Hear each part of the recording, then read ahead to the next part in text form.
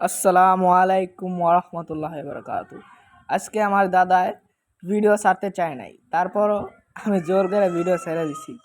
কারণ সে রাগ করছে আপনারা ভিডিও লাইক অ্যান্ড সাবস্ক্রাইব করেন না, তার জন্য আজকে এই রেসিপিটা দাদা ছাড়তে চান। এই রেসিপিটা আমি বলে দিচ্ছি। এখানে 6টা টমেটো, 6টা রসুন, 6টা ধনিয়া পাতা, 6 মুঠ ধনিয়া পাতা, 6টা পেঁয়াজ, 6 টুকরা লেবু দিয়া,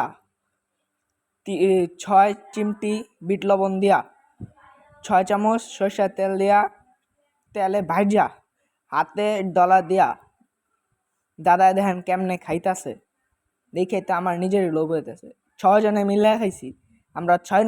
আমরা 5 নাতি আর হ্যাঁ একলা, আমরা 6 জনে মিল্লা এটা শেষ করছি।